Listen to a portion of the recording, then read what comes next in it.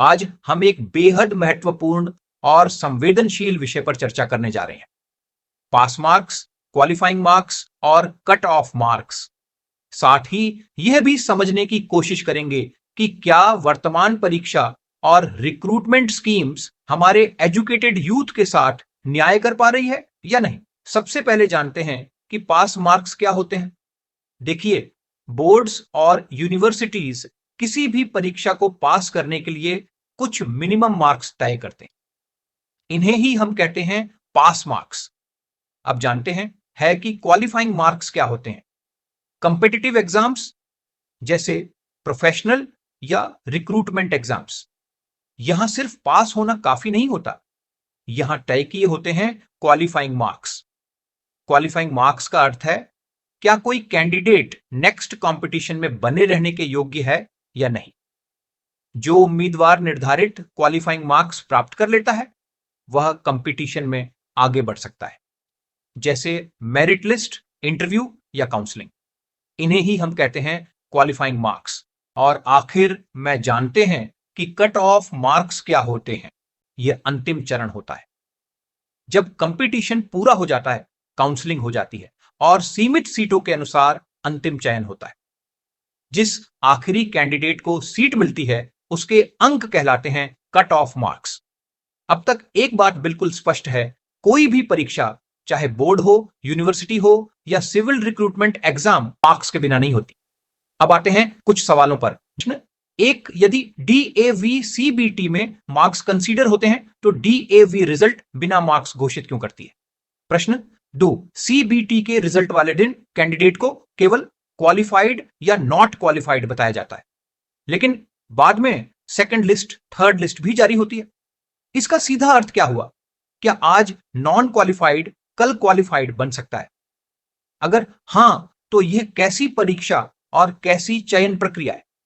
प्रश्न 3, यदि CBT का उद्देश्य क्वालिटी टीचर्स की नियुक्ति है तो मार्क्स छुपाकर यह उद्देश्य कैसे पूरा होगा? ट्रांसपेरेंसी का क्या होगा? प्रश्न 4, क्या इसका मतलब यह हुआ कि pass marks, qualifying marks demand और सप्लाई के अनुसार बदलते रहते हैं? अगर हां, तो DAV CBT करवाने का उद्देश्य क्या रह जाता है? प्रश्न 5, अगर बिना CBT के गेस्ट टीचर्स पूरे साल पढ़ा रहे हैं तो CBT करवाने का उद्देश्य ही क्या रह जाता है? ट्रांसपेरेंसी का सवाल, इसलिए मेरा स्पष्ट मत है प्रश्न 6, गेस्ट टीचर्स को CBSE और गवर्नमेंट डेटा में टीचर्स ही शो किया जा रहा है, परंतु PF कटौती के समय DAV उन्हें टीचर क्यों नहीं माना जा रहा? प्रश्न 7, इनकम टैक्स रूल्स के अनुसार गेस्ट टीचर्स से 10% TDS नहीं काटा जा सकता, परंतु कानून के विरुद्ध टीचर्स से TDS क्यों काटा जा रहा है? DAV मैनेजमेंट को CBT 2026 में प्रत्येक कैंडिडेट द्वारा प्राप्त मार्क्स डिस्क्लोज करने चाहिए ताकि पारदर्शिता, निष्पक्षता और संस्था की साख बनी रहे।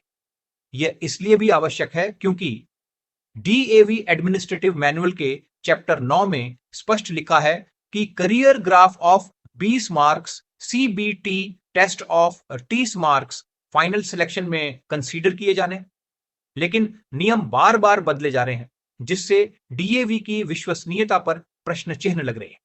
बिना मार्क्स घोषित किए ट्रांसपेरेंसी संभव नहीं है। पिछले साल और इस साल की विसंगतियां, मेरे पिछले वीडियोस का असर यह हुआ कि इस साल असमंजस की स्थिति में ही CBT आयोजित हो गया। कई स्कूलों ने पिछले साल CBT पास कैंडिडेट्स को इस साल फिर से अपीयर होने से छूट दे दी। अब सवाल यह है, अगर कोई पिछले साल CBT पास था और इस साल फेल हो गया तो क्या किया जाएगा?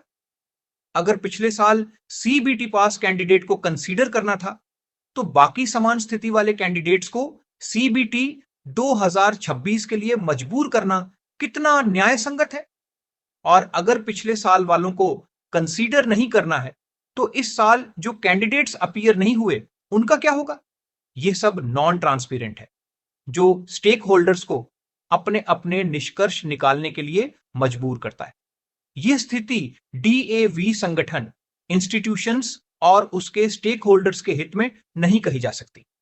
डीएवी मैनेजमेंट को चाहिए कि सभी विसंगतियों को दूर किया जाए, मार्क्स आधारित पारदर्शी सिस्टम अपनाया जाए और डीएवी संस्थाओं की छवि को आर्य समाज के सिद्धांतों के अनुरूप फिर से मजबूत किया जाए।